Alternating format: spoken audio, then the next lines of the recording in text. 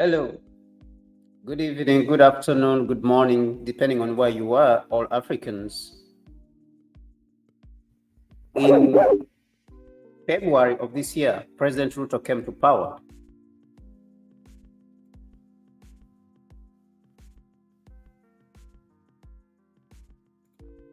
President Ruto was sworn into power, and he became the president of Kenya.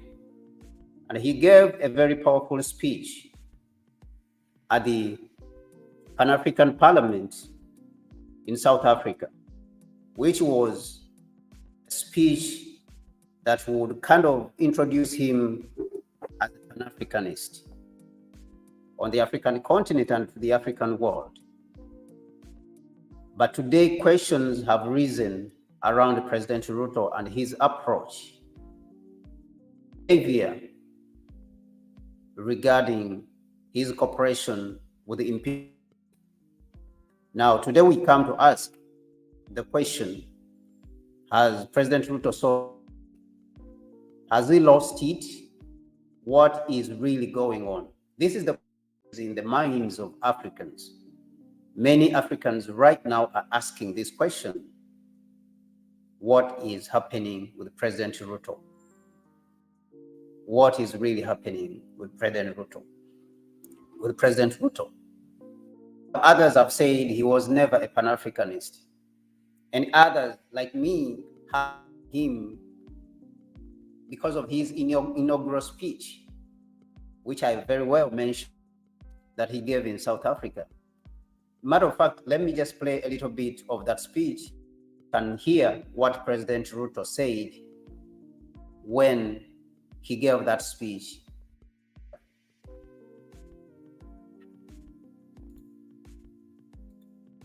The architecture, the governance structure of our Africa Union.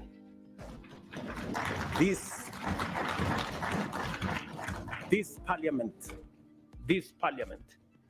must provide the accountability mechanisms to make sure that all the structures of the Africa Union ultimately are answerable to the people of this continent.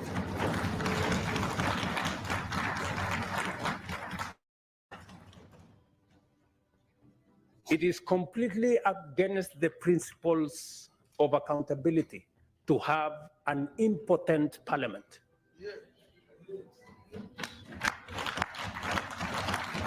A parliament that cannot approve the budget of our organization.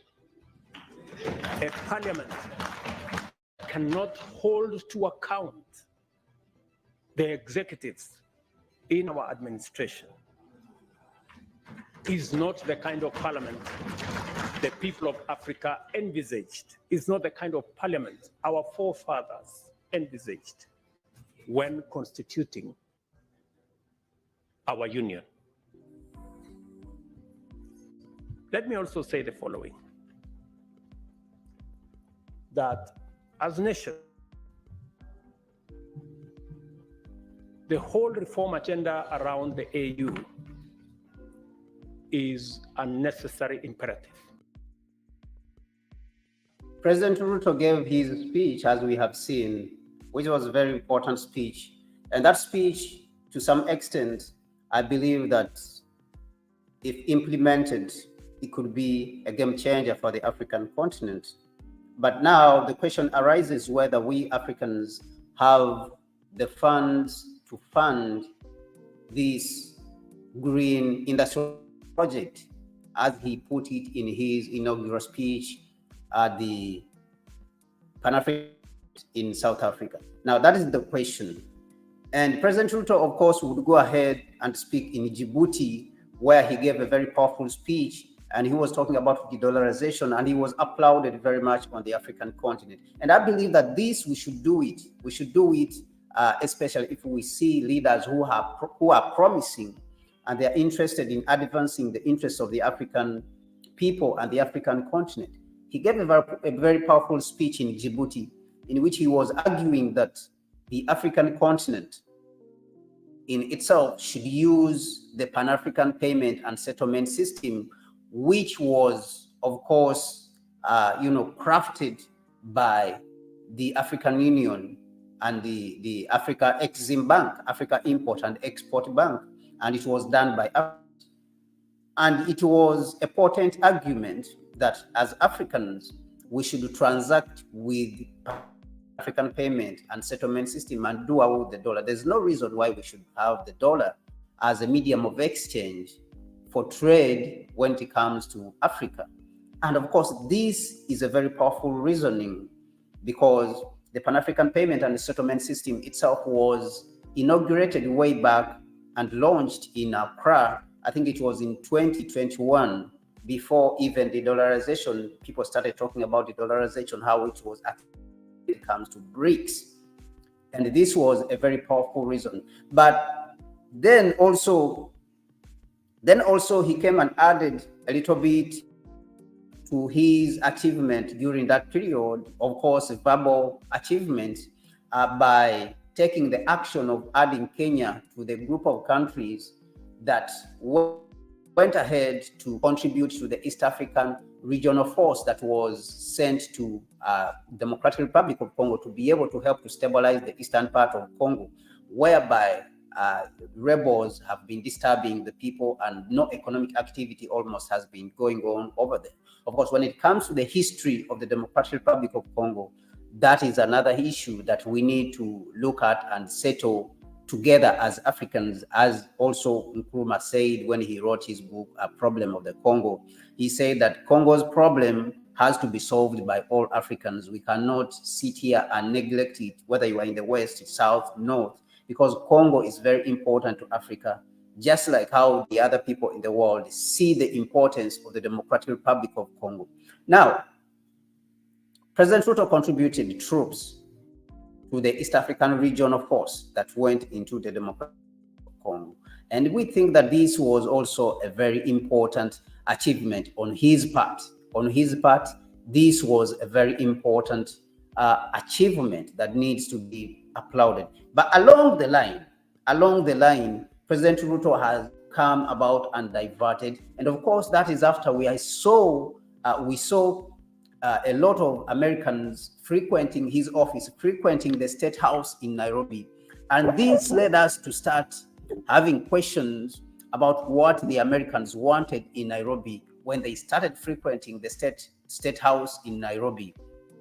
Now, after that, we had President Ruto announcing that he was going to contribute troops. During that period, they called it police.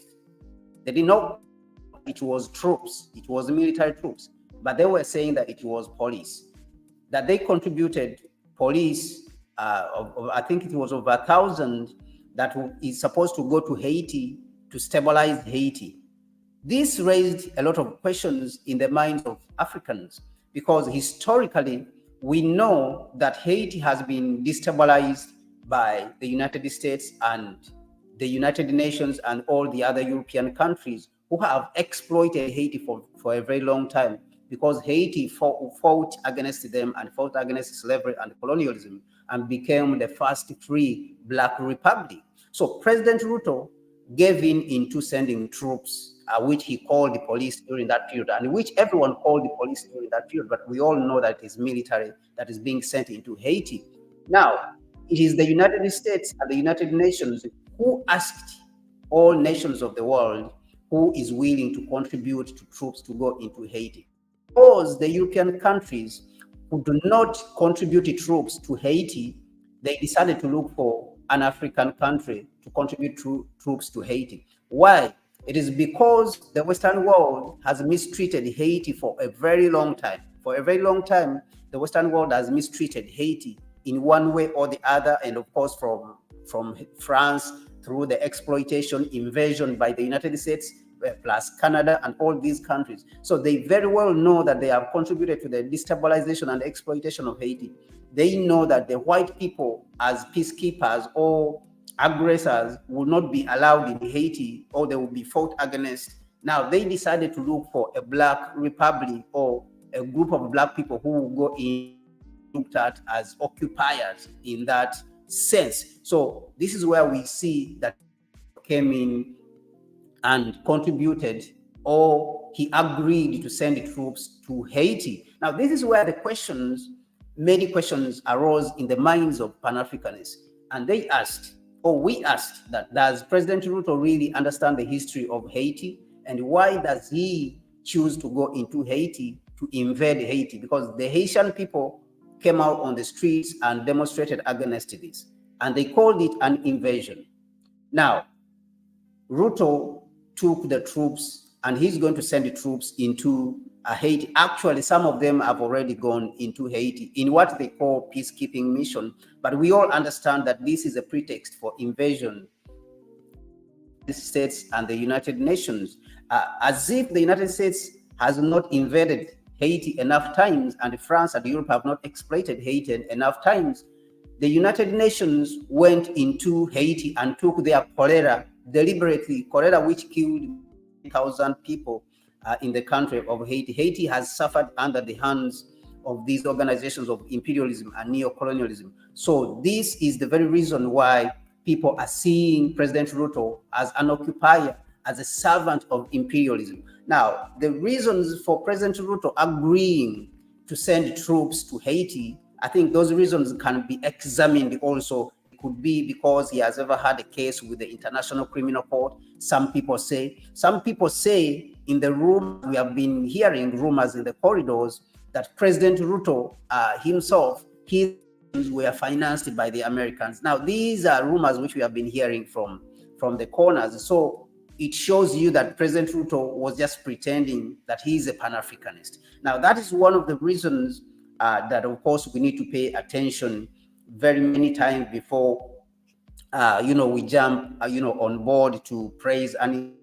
And of course, this raised question. The United Nations has not been friendly to the people of Haiti. The United States, and these are the ones, the United States is the one who's going to pay for these troops which Kenya is sending in. It is the United States that is going to pay. Now, if the United States and Europe have been saying that they are in Africa to keep peace, how come they cannot go to Haiti to keep peace? Now, this is another question that we need to ask.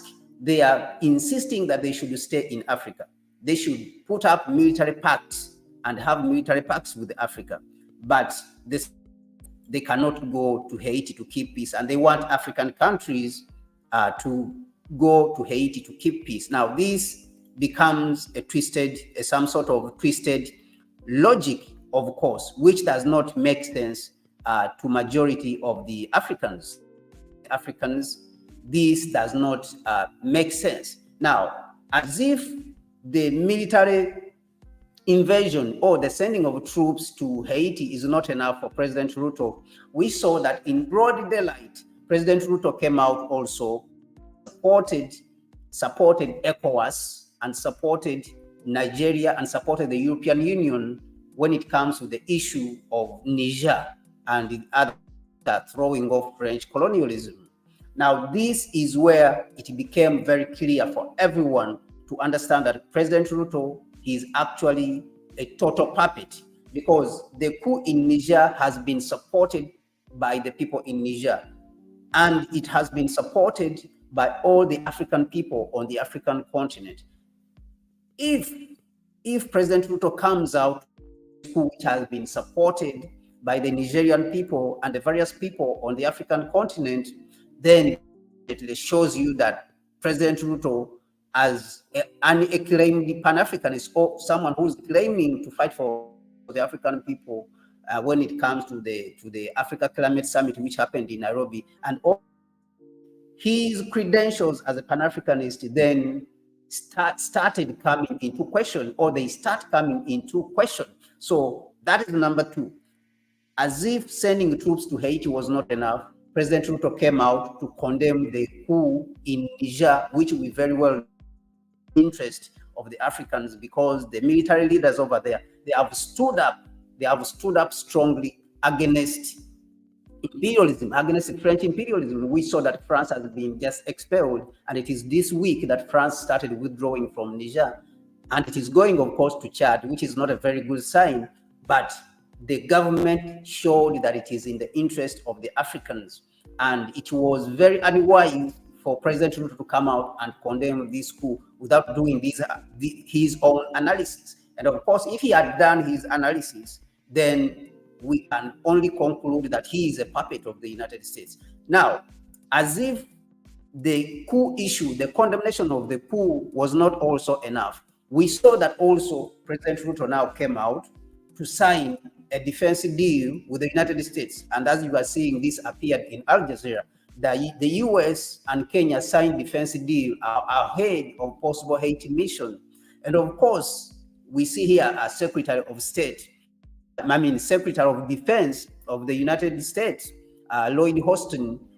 We saw in Kenya, where they signed the deal with Kenya, with the Minister of Defense for Kenya, that they will cooperate on certain issues. And of course, as usual, they claim that it is fighting terrorism and fighting instability in the region. And the United States, of course, it mentions in its argument that it is employing a 3 strategy: defense, development, and there is another D which they speak about, but they are implementing a 3D strategy which includes defense and development.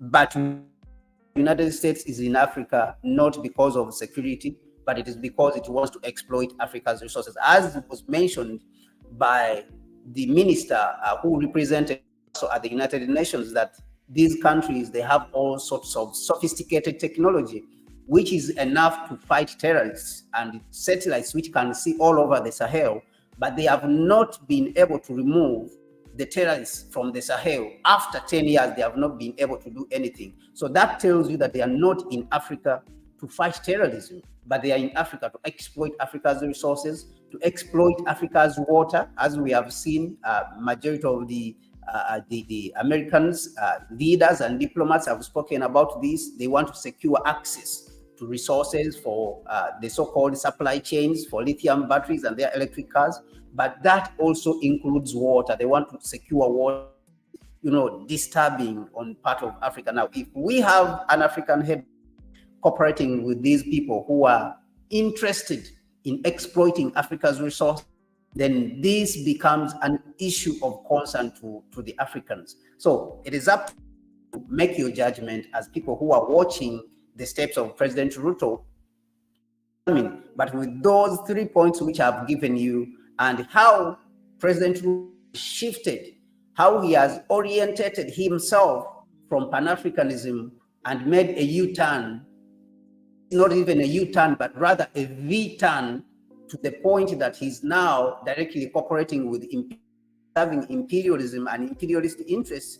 This becomes very worrying on the behalf, or on the side of Africans and on the side of us as Africans. So it is up to you as viewers to make your judgment and ask the question, and of course get the answers from the analysis which I have done for you, and examine, is President Ruto really on the Africans or is on the side of imperialism? With that being said, I want to thank you very much for being part of the channel, being part of the program and listening to me. If you have time, like the video. If you have time, share the video and invite others to the channel. Blessings, peace and blessing to you all. Thank you very much, and God bless you. See you next time.